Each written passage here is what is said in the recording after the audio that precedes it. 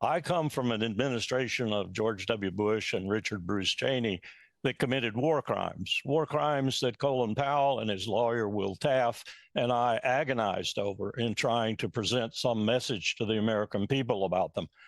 This administration has committed more war crimes in the last few days than I think any country since Adolf Hitler committed.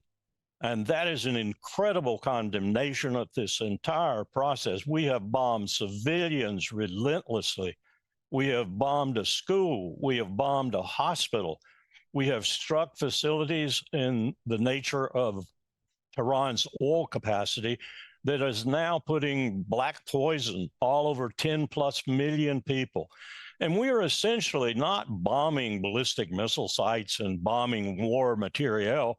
We're bombing people. We took a lesson from the IDF, if you will. We are bombing people, as incidentally they are still doing in Gaza and doing now in Lebanon to a fare thee well. These are all war crimes. And on top of all of that, and this is the real serious problem here for America, Trump and Hegseth and Rubio and the other entourage of their national security complex have completely misjudged the nature of this war, as has to a certain extent Bibi Netanyahu.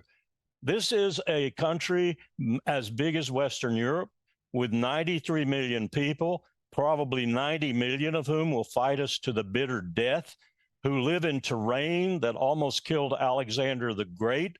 It is entirely inhospitable to military operations, and Trump is actually talking about putting ground forces there. And the only way he will be able to claim any nature of victory is to do that. Only that will be the end of the empire's presence in the Levant and the Middle East in general, because we will not be able to sustain that economically, physically. We do not have the soldiers or Marines to do that. But that's what he's talking about. This is pure nonsense. There was a column in Haaretz yesterday, and the title of the column essentially was Trump will chicken out in this war too. I'm sorry, he's not going to chicken out necessarily. That might be the tone intent he puts to it. He's going to be defeated, as are we.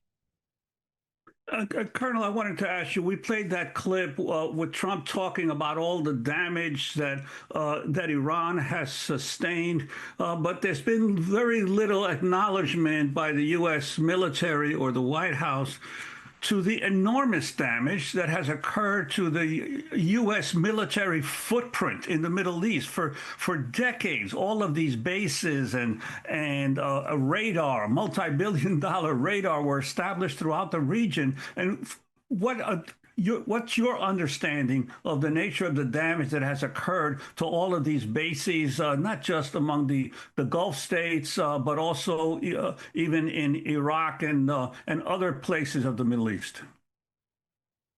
Yeah, that damage is enormous. And I think what you're witnessing right now is the initial steps of the empire, the American empire's retreat from the Levant and the Middle East in general.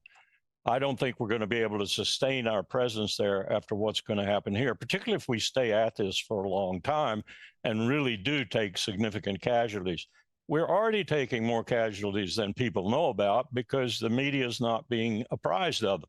I don't think they have even a modicum of appreciation of what kind of casualties are going to result, though, especially if we put ground forces into Iran. And that is the only way, unless he just lies completely about it, that Trump is going to be able to assert any kind of real force with regard to this population. And to your point, in Bahrain, they have taken out billions of dollars worth of U.S. radar and equipment, including the vertical missile loading cranes. So now ships have to go all the way to Diego Garcia to load these weapons. They have essentially obliterated our capacity to carry out combat actions from a number of places in Saudi Arabia and Qatar and the United Arab Emirates. Al Udeid is actually under threat now too. And this is all part of the warp and woof of our ability to carry out combat operations in the region.